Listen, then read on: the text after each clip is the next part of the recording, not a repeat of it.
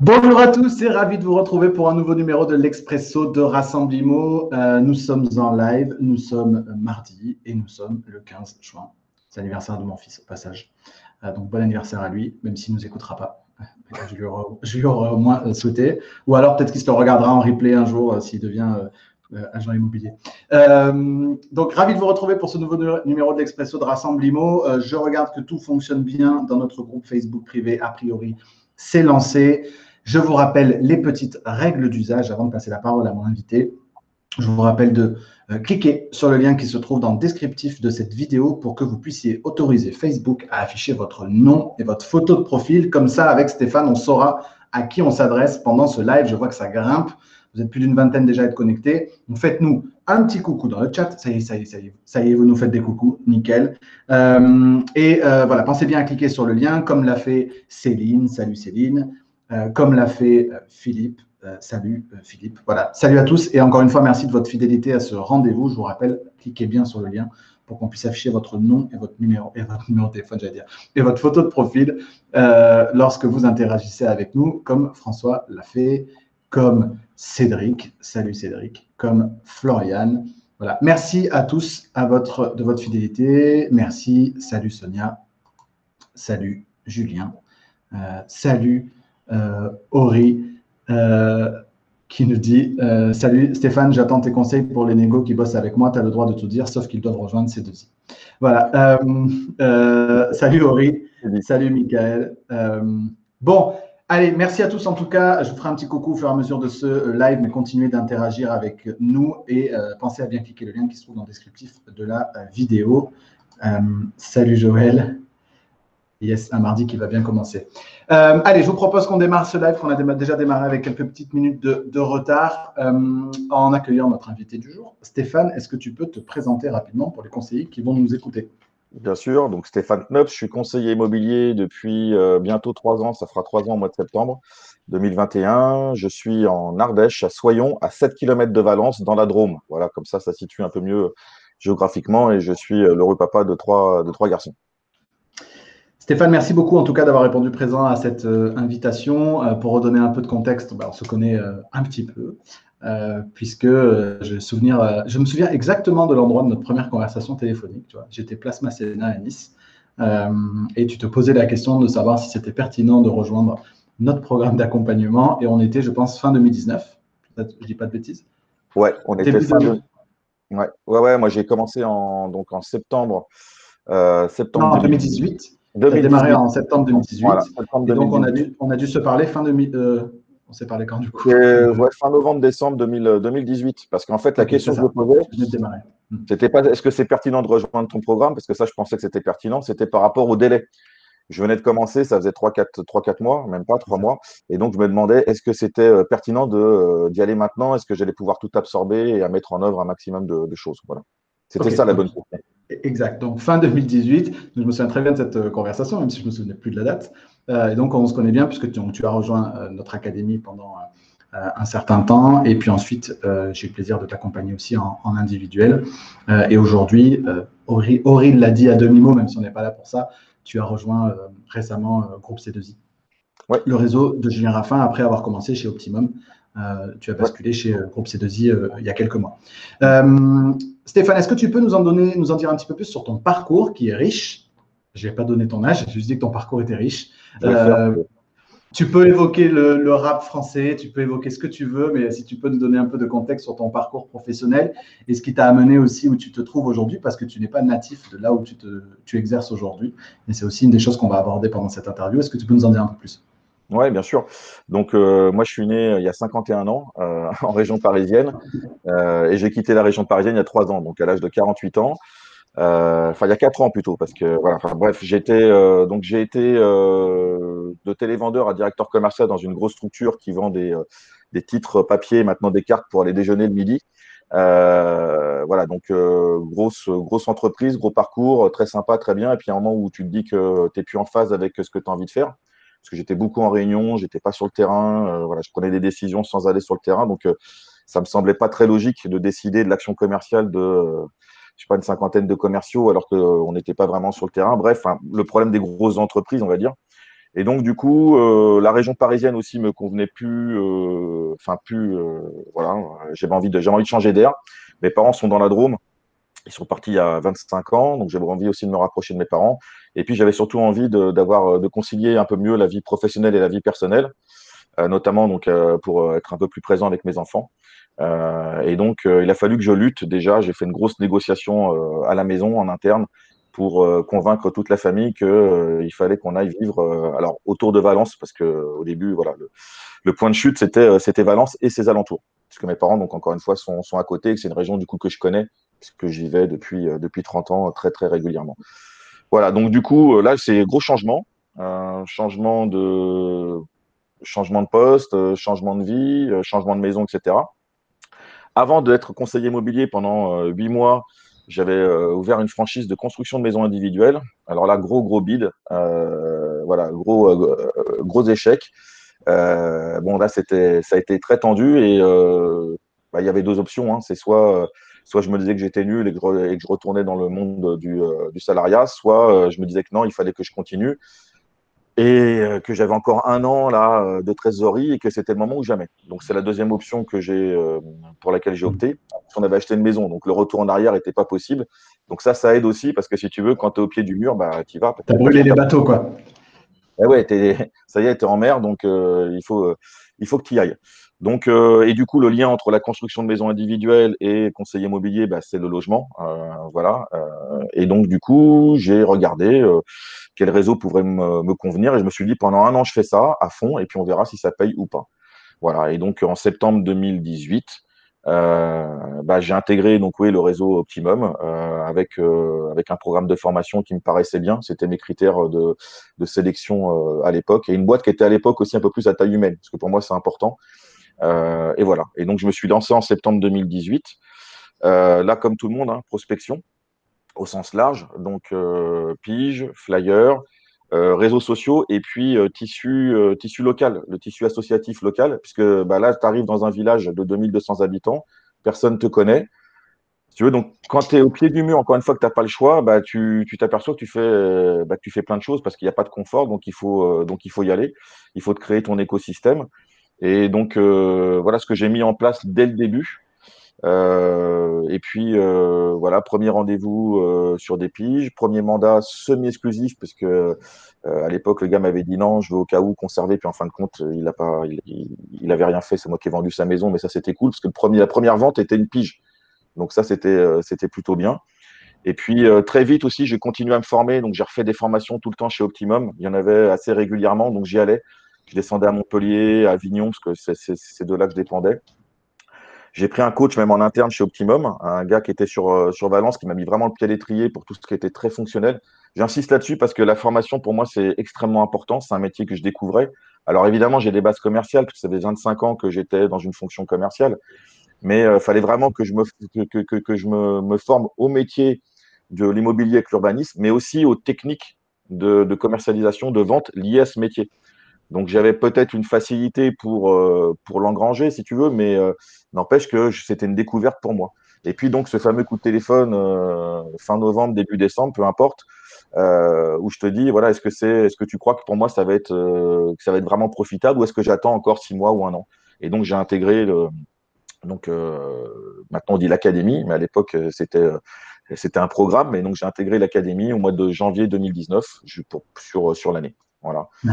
Donc, Je voudrais qu'on revienne sur Stéphane, sur ce que tu as évoqué là, parce que je voudrais vraiment que tout le monde comprenne bien le contexte, parce que tu es passé rapidement là-dessus, mais tu arrives dans un village de 2200 habitants, on ne te connaît pas, tu découvres un nouveau métier. Donc pour tous ceux qui ont aussi des croyances sur oui, mais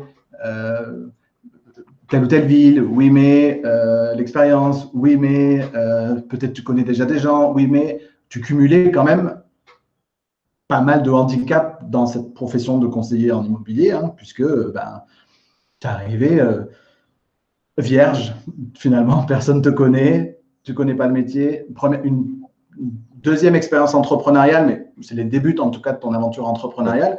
Et pour corriger ce que tu disais tout à l'heure, oui, ok, les fonctions commerciales, c'est une chose, mais le B2B et le B2C, tu conviendras que ce n'est pas la même chose et que vendre des tickets resto en mode grand compte, du chèque vacances en mode grand compte ou vendre l'appartement, enfin la maison en l'occurrence de ton voisin du village de Soyons dans la Drôme, c'est pas non plus le même métier. Tout ça, comment est-ce que tu as appréhendé finalement toutes ces nouveautés-là?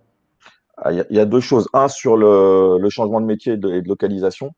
Bah, en fait, quand tu arrives et que tu n'as pas le choix, ce qui était mon cas, je n'avais pas non plus d'a priori. Donc, effectivement, je ne cumulais pas. Je ne suis pas l'enfant du pays qui joue au rugby, comme j'ai un gars, j'ai appris qui est là récemment, qui faisait ça, un mec qui cartonne, qui est là-bas depuis 35 ans. Mais en même temps, je n'avais pas d'a priori. Donc, moi, je me suis dit, de toute façon, j'y vais, je me lance. Le gamin, il est encore à l'école primaire pendant 2 ans. Donc, je me suis mis tout de suite dans l'association des écoles. Il était au club de foot. Je me suis mis aussi dans le club de foot. Et puis aussi, tout ça spontanément, hein, c'est pas du calcul. Je veux dire, mais tu te dis, de toute façon, il faut le faire. Et en plus, comme tu prends plaisir à le faire, que les gens sont plutôt sympas, que tu es bien accueilli, c'est toujours pareil, quand tu t'intéresses aussi aux autres, c'est plus facile d'avoir du retour.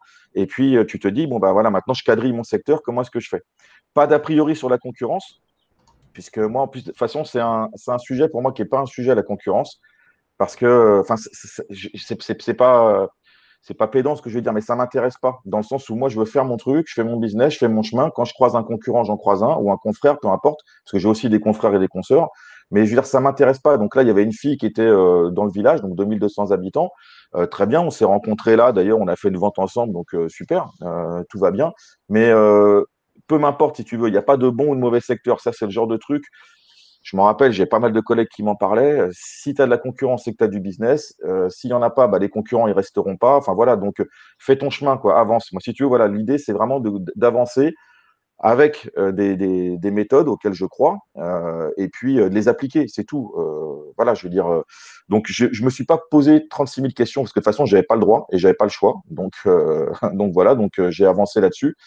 Après, pour le changement du B2C au B2B, je pense qu'il est plus facile de passer du B2B au B2C, parce que j'ai quand même appris beaucoup de choses en 25 ans en termes de méthode, de stratégie, etc., que j'ai pu dupliquer, que j'ai pu adapter au marché du B2C. Je pense que dans l'autre sens, ça doit être un peu plus compliqué, mais en l'occurrence, moi, de toute façon, c'était dans ce sens-là. Et donc, si tu veux, j'ai essayé justement de tout ce que je faisais en direction des directeurs des ressources humaines, des directeurs financiers, ben, je l'ai appliqué à mes clients. Je me suis dit, voilà, là, tu as un kidam comme moi qui vend peut-être un petit appartement à 80 000 euros ou une maison à 600 000 euros, mais peu importe, tout ce que j'ai pu accumuler comme expérience, tu veux, voilà, je l'ai mis au service des clients particuliers. Et puis, tu es arrivé avec beaucoup d'humilité aussi. Moi, je me souviens très bien, tu as admis aisément que tu connaissais pas tout et que tu avais besoin d'apprendre. Et surtout, comme tu disais, tu t'es mis en mode j'applique, c'est-à-dire que tu as rejoint notre formation, mais ça aurait pu être ça aurait pu être une autre, c'est pas le sujet. Tu t'es mis en mode bon, bah, ok, c'est quoi la stratégie? Qu'est-ce que je dois faire? Qu'est-ce que je dois mettre en application? Donc là, on est en gros début 2019. Comment cette année 2019, comme ça, on va remonter les 3 années. Cette année 2019, comment est-ce qu'elle s'est passée pour toi?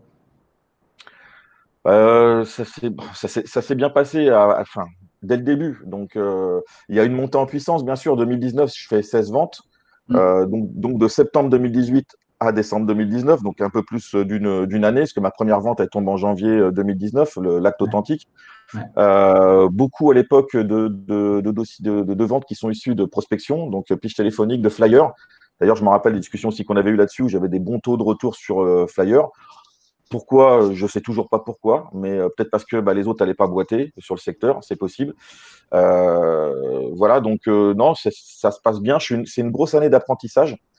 Donc beaucoup de stress. Je serai débordé l'année d'après, parce qu'après, on grimpe d'un cran en termes de volume. Mais là, c'était plus le stress, je dirais, la peur, parce que j'avais une épée de Damoclès au-dessus de la tête. Hein. Je savais qu'à la fin de l'année, voilà, il fallait que je sois complètement autonome, donc c'était pas simple.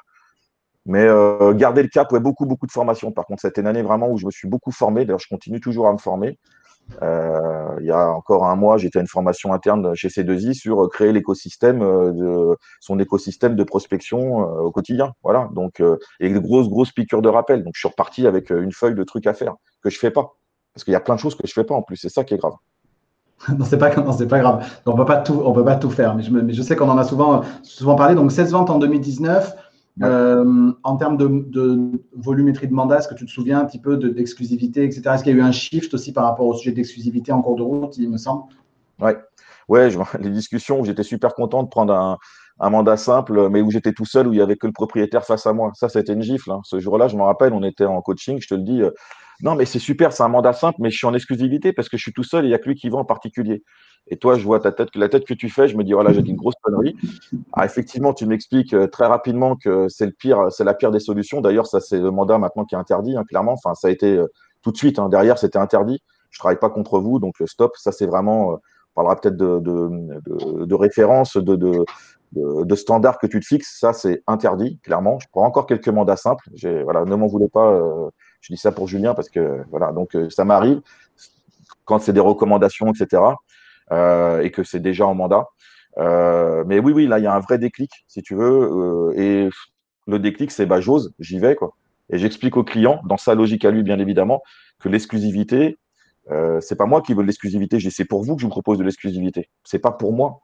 Je veux dire, moi, je prends un mandat, je le mets en vitrine, digital, je vends, ok, mais maintenant, l'exclusivité, voilà ce que ce que ça va vous rapporter. Et très vite, je m'aperçois que les clients me disent, ok. Alors au début, je dis, ouais, pas 3 mois de préavis parce qu'ils ont peur, surtout par rapport à ça. Je dis, si vous voulez, on se laisse un mois. Si au bout d'un mois, je n'ai pas fait le job, eh ben, vous arrêtez le mandat et puis on n'en parle plus. Et puis bah, voilà, après, si tu veux, tu rentres là-dedans et tu t'aperçois que ton discours il est fluide et qu'il est rassurant pour tes clients. Et donc tes clients te disent, bon, bah, ok, on y va comme ça. Donc 16 ventes en 2019. On va se donner les chiffres, comme ça on reviendra ensuite sur un petit peu la méthodo. Donc en 2020, 23, 23 et en 23 ventes. 2021, Là, je suis à 26. 26 sur 2021. Ouais, à Ok. fin juin, ouais. Ouais. Et après, je voudrais qu'on revienne aussi sur 2021 parce que je sais qu'il y a des choses qui ont changé et qui sont importantes pour Oui. moi et qui sont importantes pour toi aussi. Et je voudrais qu'on y revienne. Comment est-ce que tu t'es vu évoluer au niveau de justement de ta rentrée de mandat, de ta prospection? Comment est-ce que les choses elles ont évolué à mesure que ton activité a gagné en maturité? Parce que je sais que tu as eu ce côté très pige, flyer, enfin des choses assez classiques au début, avec beaucoup de travail. Puis 2020, un peu moins de choses parce que du coup, un peu de la recommandation qui commence à arriver, etc., etc. Et 2021, du coup, là, tu as recommencé finalement à mettre en place aussi de nouvelles choses que tu ne faisais plus. Comment est-ce que tout ça, ça a évolué pendant ces 2 années? Bah, 2019, donc tu te dis, c'est les basiques, hein, donc les fondamentaux. Et j'insiste dans la prospection aussi sur le réseau local. Parce que comme tu le sais, moi je suis vraiment à l'adepte du cross-canal. Je me rappelle aussi de la petite cible qui est au milieu. Et donc forcément, bah, si tu quadrilles ton secteur, il y a plus de chances pour que tu le touches. Donc vraiment, c'était la prospection au sens très large. Il y avait de la pige, mais il y avait évidemment et du flyer, mais il n'y avait pas que ça. Les commerçants aussi. Enfin voilà, j'ai vraiment aussi j'ai essayé de me faire connaître aussi dans le village pour être le référent immobilier de ce petit village où j'arrivais en seconde place. Donc là, j'ai commencé à avoir quelques recommandations. Donc ça a été vraiment une grande fierté. Donc ça m'a vraiment poussé à continuer par rapport à ça. Et la deuxième année, là, il y a une vraie bascule où j'ai eu beaucoup plus de recos parce qu'en fait, si tu crées une inertie, c'est que plus tu rentres de mandat, plus tu as des visites, tu passes bien avec l'acquéreur. L'acquéreur, il te dit, mais moi aussi, je pense à vendre mon appartement ou ma maison. Donc, du coup, est-ce que vous pourriez venir faire une estimation? Et ça a été très fort en 2020. En 2020, comme j'avais pas mal de biens en vente, j'ai eu, je crois que j'étais à 25% de mandats qui étaient rentrés sur des origines acquéreurs. Là, par exemple, je suis qu'à 5% cette année. Alors, on est sur un marché très tendu, donc j'ai essayé de comprendre pourquoi cette année j'avais une chute par rapport à ça, qui est compensée par d'autres sources comme la recommandation. Mais 2020, tu vois, j'ai commencé à ressentir les effets du mouvement que j'avais initié avec des acquéreurs où je vendais même pas. C'est-à-dire que j'avais un terrain à vendre, le mec il me disait ouais non ça me convient pas. Par contre j'ai une maison à vendre, vous voulez venir l'estimer, ok j'y vais. Face à moi il y avait un autre gars, je prends l'exclu, je vends la maison, tu vois donc voilà derrière lui il me recommande auprès d'un autre client. Donc c'est vraiment cette création d'écosystème. Je sais que tu accordes un soin effectivement très particulier aux acquéreurs, vendeurs, et voilà, à bien valider à chaque fois que tu as des acquéreurs, s'ils ont même un projet de vente, s'ils ont un projet de vente, de valider ce projet en faisant une bonne estimation de leurs biens, enfin, de créer vraiment cette cercle vertueux des acquéreurs qui viennent visiter tes mandats, que tu récupères eux-mêmes en mandat, etc. Donc ça, je sais que ça a été un gros levier chez toi. Tu as parlé du réseau, association de parents d'élèves, le sport, etc. Donc, quelque part, surfer sur le fait d'être père de famille aussi et pas qu'un conseiller immobilier pour aussi te faire connaître sur le territoire. Et puis, tu t'es rien interdit.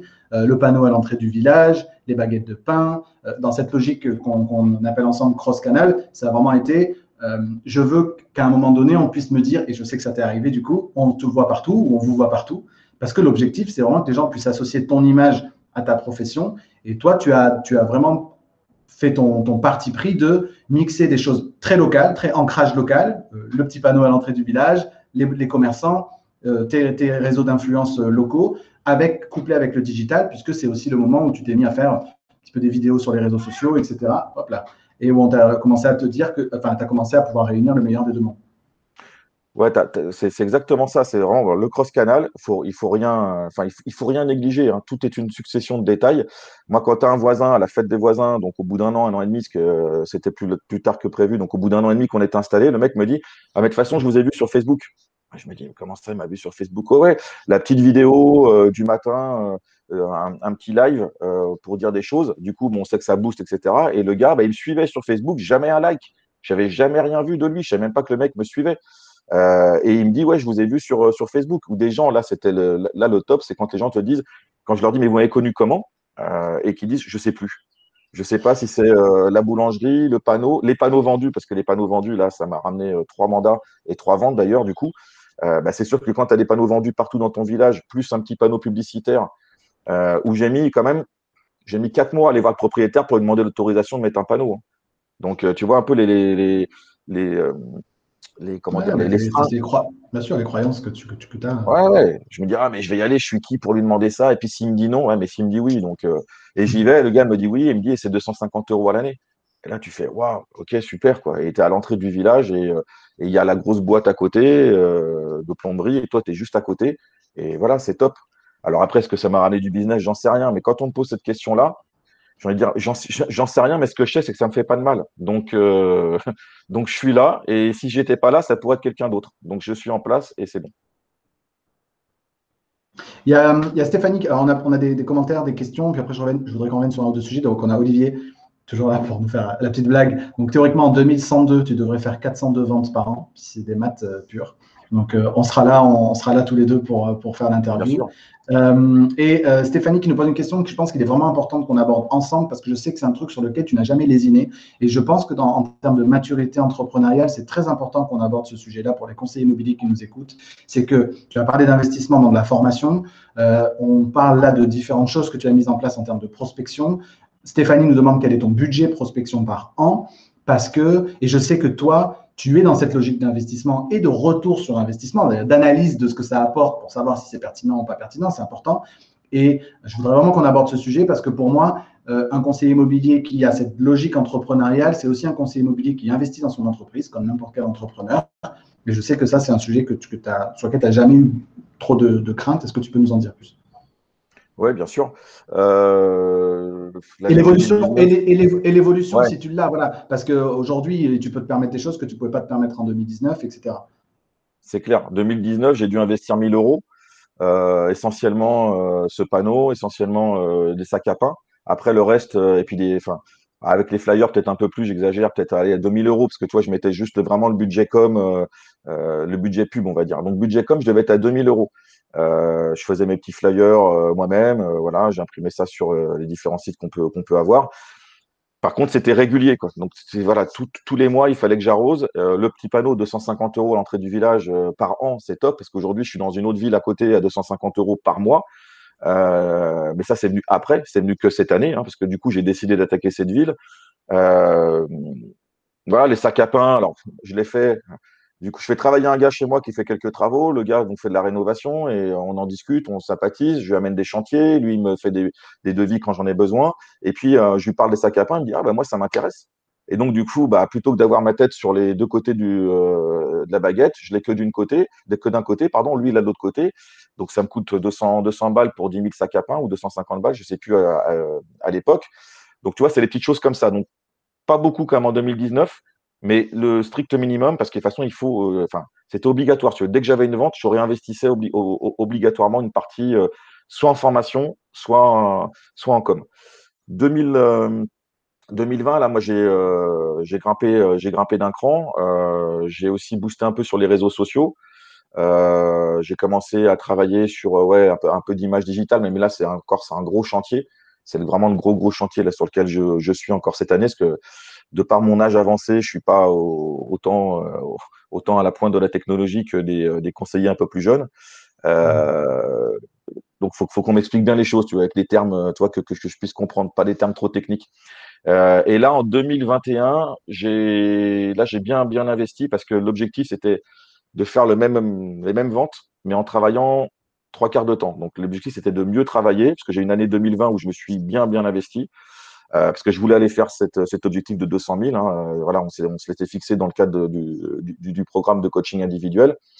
Bon, il y a la Covid qui nous est pointé dessus, enfin qui nous est tombé dessus, donc compliqué. Pas de vacances au mois d'août, on y va parce que on ne savait pas comment ça allait se passer. Bon, en fait, c'était une grosse année immobilière, donc tant mieux. Donc l'objectif a été atteint, mais par contre, à la fin de l'année, j'étais fatigué. Donc je me suis dit, est-ce que je peux faire ça en travaillant plus intelligemment? Et donc c'est ce que j'ai fait là en sous-traitant pas mal enfin, voilà, je teste, si tu veux. Je vois des choses qui me paraissent intéressantes. Des fois, c'est une pub Facebook, hein, où j'appelle, j'ai un gars, et le gars, ça me convient bien. J'ai OK, on y va, on teste. Et puis derrière, c'est ce qui me permet d'avoir une estimation en ligne et de me ramener des prospects froids et tièdes que je travaille. Donc là aujourd'hui, sur 2021, on est sur un budget entre 1000 et 1500 euros par mois. Ouais, je suis à 10 000 euros l'année. Ouais. Ouais. Ouais. Merci pour l'info. Je voudrais justement qu'on revienne sur ce que tu viens de dire là, parce que je me souviens exactement de toutes les conversations qu'on avait. Et toi, comme tous ceux qui nous écoutent ou ceux qui me connaissent bien, vous savez que j'attache beaucoup d'importance au fait que vous puissiez vous construire une entreprise sur mesure en fonction de ce qui vous fait kiffer, du temps que vous voulez allouer aux choses qui sont importantes pour vous, etc. Stéphane, je sais que tu as un rapport particulier à Marrakech et au Maroc pour plein de raisons que tu pourras nous évoquer, et que c'était important aussi pour toi, une fois ton activité lancée, de pouvoir faire un arbitrage. Et Ori nous parlait d'arbitrage. Et je me souviens qu'on a eu cette conversation. C'était, est-ce qu'on va chercher les 300 000 euros? C'était ça, hein, le sujet, il me semble. Hein. Est-ce qu'on va chercher 300 000 euros de chiffre d'affaires et on continue toutes choses égales par ailleurs? Tu continues de développer ton business et tu le fais grossir? Ou est-ce que finalement, 200, 250 000 euros de chiffre d'affaires, ce n'est pas suffisant à condition que tu puisses continuer de le faire en moins de temps dans ta semaine ou dans ton année? Pour que tu puisses passer du temps là où tu te sens bien, pour les choses qui comptent pour toi. Et je sais que notamment tes enfants, ta femme et Marrakech, ça a une place importante pour toi. Et on s'était dit, OK, donc on va maintenir ce niveau d'activité en réduisant le temps de travail. Est-ce que tu peux nous en dire plus d'abord sur le pourquoi et ensuite sur le comment? Oui, quand j'étais dans mon ancienne vie, donc on va dire de cadre commercial, je m'octroyais des vacances régulièrement et donc à Marrakech. Voilà, parce que le Maroc, c'est quelque chose. Enfin, je l'ai découvert il y a 25 ans en road trip et depuis, voilà, j'ai mes petites habitudes là-bas, j'ai mes repères et tout ça. Puis j'ai madame qui est d'origine marocaine, donc du coup forcément ça aide. Donc voilà, mais j'ai découvert le Maroc avant madame quand même. Tu as même eu un blog, tu as même eu un blog Ouais, sur Marrakech, c'est ça? À ouais, une que j'ai mis époque. en stand-by parce que je pouvais pas, que ça s'appelait Enjoy Marrakech. Et effectivement, c'était pour faire découvrir le vrai Maroc, si tu veux, le Maroc traditionnel, authentique, et pas le Maroc bling-bling, même si ça peut convenir à des gens, ça me pose aucun souci. Mais voilà, c'est pas le mien en tout cas. Et donc j'y allais régulièrement. Donc là, j'ai fait l'impasse. Je me suis dit, OK, pendant un an, 2 ans, le Maroc, oublie, boulot, tu montes ton activité. Et donc là, en 2021, l'idée, c'était de se dire, comme aussi j'aime beaucoup le Vercors, qui est juste en face de ma maison, je m'étais dit, OK, comment est-ce que je fais pour m'organiser au minimum un week-end prolongé dans le Vercors, quand je ne peux pas aller à Marrakech, et puis 4-5 jours à Marrakech ou ailleurs, parce que j'ai décidé de faire le tour aussi des capitales européennes qu'on va pouvoir, donc voilà, des petits week-ends de 3-4 jours, ce que j'ai fait il y a très longtemps, donc que j'ai envie de refaire aujourd'hui. Et donc, du coup, c'était de se dire, on maintient l'objectif de 200 000 euros. Et par contre, je vais travailler entre guillemets trois quarts de temps, c'est-à-dire que chaque mois, je m'octroie un moment pour moi et pour nous, parce que c'est pas que pour moi, c'est aussi avec la famille. Et c'est vrai que d'abord, même le déclic de changement de métier, c'était dû à la pathologie de mon fils, parce que j'ai un un petit garçon de 12 ans maintenant, qui a une pathologie qui a bouleversé notre vie, et je voulais passer plus de temps avec lui. Et c'est ce qui m'a motivé aussi, du coup, à tout changer. Et aujourd'hui, là, ça va, puisque du coup, l'objectif, il est atteint sur l'année 2021, donc il sera dépassé, normalement. Hein. L'objectif est atteint aussi au niveau du temps passé. Alors, j'ai pas pu beaucoup voyager, forcément, comme tout le monde, mais je me suis octroyé des beaux week-ends, des belles journées, du temps en famille, et ça, c'est top. Mais parce Et que j'ai des investi. vacances au mois d'août. Et les vacances au mois d'août qui arrivent. Ça, c'était, je me souviens, je ramais pour te faire poser des vacances. Ouais, et là, tout le mois d'août, là, je pars tout le mois d'août et je suis hyper serein. Parce que derrière, j'ai les visites qui seront gérées. Je vais gérer ça à distance. Je vais m'octroyer 1 heure ou 2 pour gérer mes mails, mes appels, etc. Et puis tout le reste, j'ai un gars qui va pouvoir aller faire les visites acquéreurs. Donc je sais que je vais maintenir l'activité. Et puis voilà, tout simple, hein, je lui dis, tu signes, c'est 10% de la vente qui est pour toi. Voilà, il le sait, le deal, il est comme ça. C'est un gars avec qui je tourne un peu. Et puis voilà, donc cool, quoi. Ouais, mois d'août, ouais, vacances. Très bien. Maintenant, sur le comment, du coup, qu'est-ce que tu as délégué à qui? Parce que là, on a une question c'est Christophe qui la pose sur le plan organisation. Est-ce que tu délègues certaines tâches? Est-ce que tu as fait une formation pour rentabiliser ton temps de travail? Est-ce que tu peux nous en dire plus?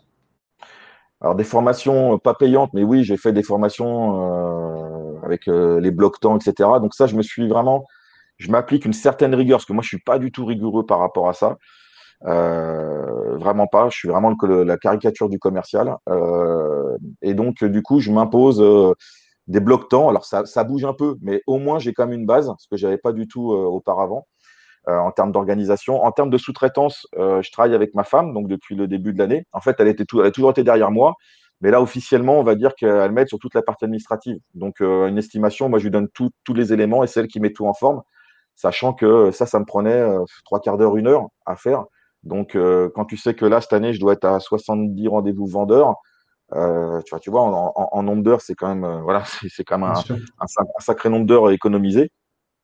En prospection, j'ai pris un organisme qui me permet aussi de me générer du prospect froid et tiède sur lequel je peux aller faire du porte-à-porte. Alors, je suis très fier de ça parce que je viens de commencer le porte-à-porte il y a 15 jours, j'en ai jamais fait. Là aussi, je m'étais dit, non, mais tu vois pas, tu vas frapper à une porte, tu vas dire au gars ce que tu vends ta maison, pour faire simple, c'est incroyable. Et en fin de compte, je l'ai fait et ça se passe super bien. J'ai pris le café, j'ai même fait une estimation en direct. Donc, tu te dis, j'ai été con de ne pas le faire pendant ces 2 ans et demi. Parce que, voilà, puis en plus, le plaisir du contact terrain, les informations que tu as, etc. Donc ça, je ne le sous-traite pas, évidemment. Mais ça, c'est le plaisir aussi personnel, hein, c'est le matin. Donc, ouais, je sous-traite toute la partie digitale. Là, j'ai un site qui est en train d'être refait avec un webmaster de C2I. Sur Facebook, comme tu le sais, parce que tu m'as mis le pied à l'étrier là-dessus, du coup, j'ai de la publicité qui tourne. Voilà, donc les flyers, je continue sur la Gazette, parce que je dis flyer, mais c'est la Gazette. Donc tous les 2 mois, il y a une Gazette qui part sur mon village, et des fois un petit peu d'autres, ça dépend des thèmes que j'aborde. Et là, c'est des étudiants, hein, voilà, je veux dire, je vais pas les distribuer de la Gazette, ça serait pas rentable. Donc c'est le fameux calcul du taux horaire de combien j'ai fait de chiffre d'affaires, combien d'heures j'ai travaillé, tu vois combien une heure te coûte. Et quand tu vois que du coup la distribution de Gazette, ça va te coûter 10 euros de l'heure, tu sais que tu n'as certainement pas intérêt à le faire.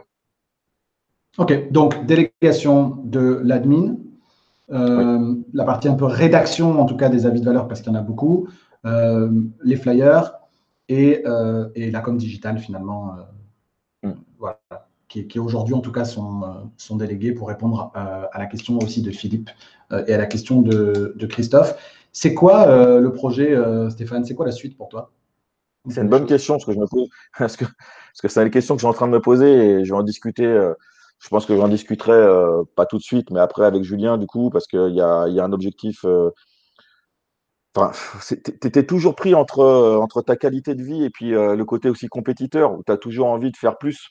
Donc là, voilà, maintenant que là, les 200 sont dépassés à fin juin, je me dis, bon, faut que j'aille chercher les 250. Je peux pas finir à 220 ou à 230. En plus, je suis à fin juin, donc c'est pas possible.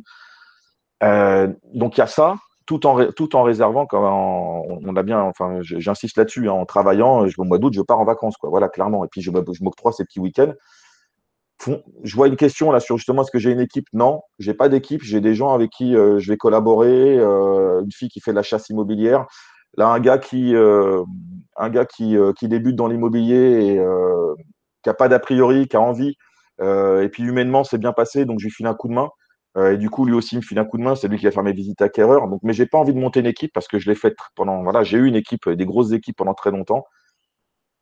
C'est compliqué. La gestion humaine, c'est compliqué, quoi. C'est beaucoup, beaucoup de perte de temps. Et là, je suis tellement dans l'action que j'ai envie de garder l'action.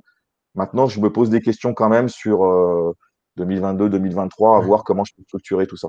Ouais, c'est un arbitrage qui n'est jamais très simple parce que, surtout quand on est producteur, en fait, c'est que c'est tout le dilemme des managers producteurs en agence, c'est que qu'est-ce que je gagne, qu'est-ce que je perds, où est le coût d'opportunité, je prends une équipe, ok, mais du coup, à quel point est-ce que ça vient impacter ma propre production personnelle, comment est-ce que ça la compense ou ça la compense pas. Donc, il y a vraiment plein de sujets derrière tout ça qui ne sont pas si simples que ça. Et c'est un peu le choix de l'artisan ou du chef d'entreprise à plus grande échelle. C'est est-ce que je préfère finalement faire hyper bien mon métier, tellement bien que je délègue là où ma valeur ajoutée n'est pas là et je me concentre là où j'excelle et je fais croître mon entreprise, j'apporte un très haut niveau de satisfaction et de qualité auprès de mes clients et je fais bien les choses comme un pur artisan. Ou est-ce qu'à un moment donné, je décide de grossir parce que j'ai de l'ambition, parce que j'ai envie de voir jusqu'où je pourrais aller, etc. Et là, effectivement, c'est d'autres arbitrages qui arrivent en ligne de compte. Mais il n'y a pas de bonne ou de mauvaise réponse par rapport à ça. Il y a des consultants qui travaillent seuls de chez eux, qui gagnent très, très, très bien leur vie. Et puis, il y en a qui ont envie de faire croître des équipes ou d'avoir un impact à plus grande échelle. Donc, je pense que chacun voit le midi à 14 heures. Mais quand on commence à goûter au long week-end et aux vacances à Marrakech, c'est dur de faire machine arrière. Moi, j'ai une vraie liberté aujourd'hui que j'ai pas eue pendant toute ma vie, parce que voilà, c'était 8h, 20h au boulot. Bon. Donc là, si je fais 8h, 20h, c'est que j'ai envie. Si là, j'ai un pote qui est venu, qui est descendu de Paris, passer une semaine à la maison, j'avais décidé de travailler 2 jours dans la semaine. J'ai travaillé 2 jours dans la semaine. En plus, j'avais concocté des rendez-vous, il pouvait venir avec moi, on était se promener, enfin voilà. Donc, il m'attendait à la terrasse du café, il était ravi. Voilà, c'était top, quoi. Donc, ça, cette liberté-là, c'est oui, c'est de l'or. Hein, ça, voilà. Donc, c'est ce qui pourrait me gêner. C'est ce qui pourrait me gêner. Mais à voir, parce que effectivement, je suis bien aussi dans ce que je fais là. Je veux dire, ça tourne. Voilà, donc, mais enfin, tu as tout dit. Après, c'est aussi parce qu'on a été élevé dans la croyance que euh, euh, travailler plus ou faire grossir une activité, c'est forcément synonyme de sacrifice. Et c'est toute une croyance à déconstruire sur le fait que c'est possible de faire croître une entreprise sans sacrifier ce qui compte vraiment pour soi. Mais ça demande effectivement de la délégation, on en a parlé, de l'organisation, etc. Mais on a cette association automatique de une grosse entreprise, c'est une perte de liberté et c'est des sacrifices supplémentaires. Ce n'est pas une fatalité en soi, ça peut être le cas, et parfois on devient prisonnier de sa propre entreprise, mais ce n'est pas une fatalité, il y a des chemins pour y arriver. Mais ça ne se fait jamais sans travail, ça c'est une certitude. Tu as plein de messages. Voilà, Joël, beau parcours. Ça n'a pas de prix cette liberté, mais c'est aussi du boulot. Bien sûr, elle se gagne cette liberté-là. Alors, on a Ori qui nous dit j'ose même pas imaginer le fichier Excel de Stéphane. Ouais, Ori, tu saurais que c'est pas non plus le roi de l'organisation. Mais il y a une vraie, si je peux souligner, et ça je l'ai toujours vu depuis le premier jour, il y a une vraie maturité entrepreneuriale. Il y a toujours eu le souhait de prendre les choses par le bon bout, de faire les choses avec beaucoup de bon sens, de voir les choses à long terme aussi. Mais paradoxalement, quand on les voit à long terme, ça ne veut pas dire qu'il n'y a pas des résultats à court terme qui peuvent arriver, mais avec une vision très stratégique. Et quand tu parlais tout à l'heure du lien entre le B2B et le B2C, pour t'avoir vu en rendez-vous, il y a une approche stratégique de la commercialisation des biens et de ton discours auprès de tes vendeurs. Et on retrouve cette logique un peu vente, grand compte, long terme, B2B, dans ta manière d'aborder tes clients aussi, où ça a toujours, par contre, pour le coup, été relativement structuré dans le discours, dans la stratégie qu'on met en place, dans les engagements que tu prends, etc. Ouais, mais parce que ça fait partie de mon ADN de la formation. J'oublie pas que j'ai commencé télévendeur. Hein, je sortais avec un BTS. J'ai fini directeur commercial de la même structure. Donc forcément, tout ça, tout ce que j'ai accumulé, ça me fait moi. Donc c'est dans mon ADN. Et donc du coup, j'en profite. Et c'est sûr que ça marque comment dire, les entretiens, mais c'est aussi mon image. C'est-à-dire que c'est ce que j'amène aussi aux clients. J'amène une certaine, je les rassure, quoi, une certaine sécurité sur le fait de dire, il y a une vraie stratégie. En fait, je dis souvent, c'est la stratégie commerciale et la relation humaine, parce qu'il y a beaucoup d'humains, évidemment, de confiance dans notre métier. Et donc, tout ça, c'est pas ambivalent. Et c'est pas un gros mot, la stratégie commerciale, parce qu'il y a des gens pour qui c'est horrible, quoi. D'ailleurs, quand tu dis que tu es commercial, voilà, c'est, waouh, putain, t'es commercial, t'es un arnaqueur, etc. Et pas du tout. Et du coup, le fait d'être en adéquation avec soi-même, c'est hyper important parce que ton discours il est de plus en plus fluide et puis tu es crédible surtout. On va passer à nos petites questions rapides de la fin. Donc, si vous avez des questions ou des messages, c'est vraiment maintenant ou jamais. Il y a Philippe qui nous dit super parcours, est-ce que c'est duplicable par tous? Moi, j'ai mon avis, mais je vais te laisser répondre là-dessus.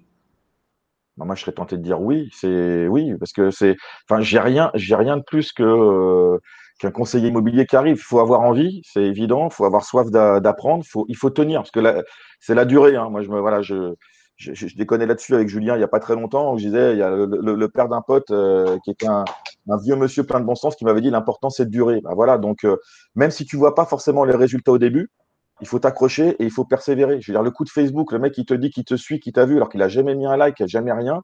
Les gens qui te disent bah, je ne sais plus comment je vous ai connu alors que tu n'as jamais eu quelqu'un qui t'a dit j'ai vu votre panneau et je vous appelle pour ça.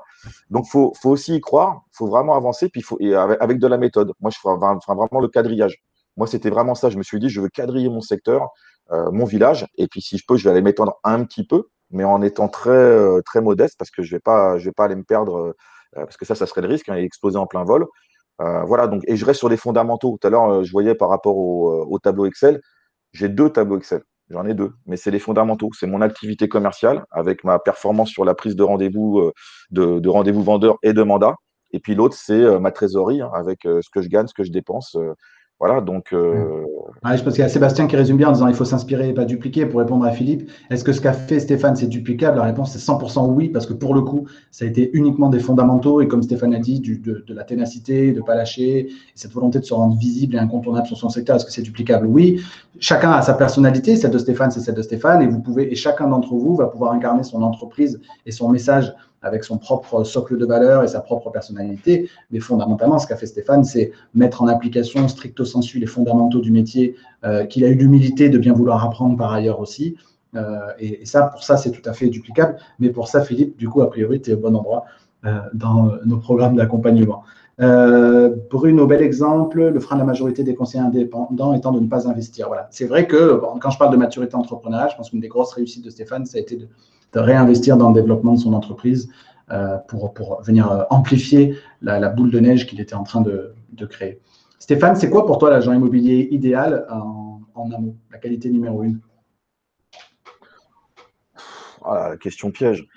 Non, faut être soi-même déjà. Enfin, la base, je peux pas te résumer ça à un mot. Puis après, je sais pas, l'empathie. Il faut vraiment être. Ouais, l'empathie. Ouais, si je dirais l'empathie. Ouais, l'empathie parce que c'est beaucoup d'humains.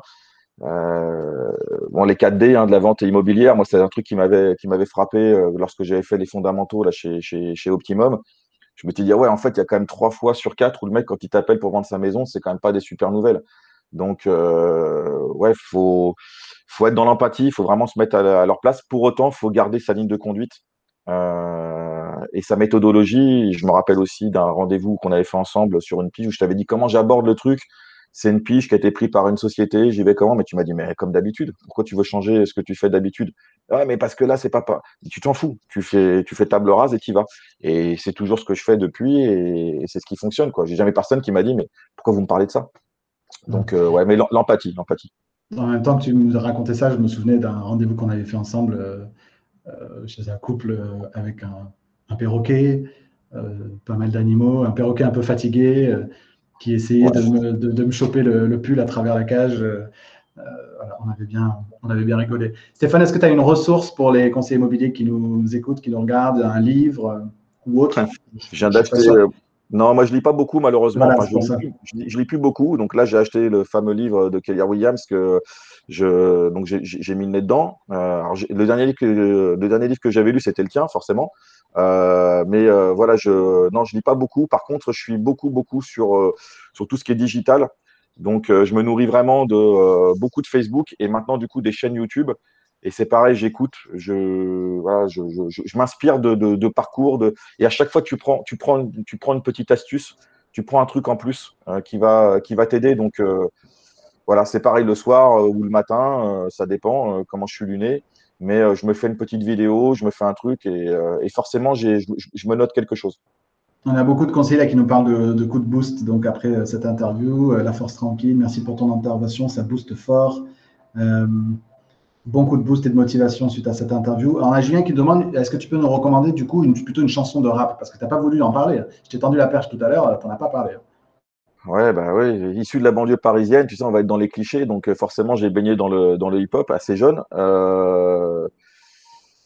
Ouais, putain, c'est comme résumer un mot en un mot le métier. Ouais, bon, non, je connais bien Zoxy, donc parce que j'ai travaillé avec lui, donc ouais, il a fait à mon tour de briller un album. Et voilà, donc ça peut être une référence avec, il y a des belles chansons sur le destin et tout ça et tout. Donc ouais, c'est pas mal. C'est pas mal. On laissera le mystère sur tes activités dans le rap français pour une prochaine interview. Merci beaucoup Stéphane pour ces 45 minutes passées ensemble. J'étais Merci, ravi de faire Sébastien. un peu la suite parce que vous avez une vidéo qui doit être sur ma chaîne YouTube où on avait fait une interview. J'étais allé chez Stéphane pour faire les 0 à 100 000 de la première année. Donc là, on a vu un petit peu maintenant comment dépasser les 200. Je te propose qu'on se revoie l'année prochaine pour les 300 000 en travaillant à mi-temps. À mi-temps, ouais, c'est bien, ça marche. Ça te va? Beau challenge. Ouais, ça roule. Bon, super.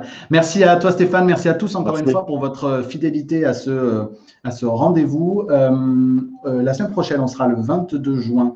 Je n'ai encore pas d'invité, mais je sais que ça viendra. Je sais par contre quels sont nos deux invités suivants, puisque le 29 juin prochain, on aura le député Michael Nogal en interview pour l'Expresso de Rassemblement, donc le 29 juin prochain.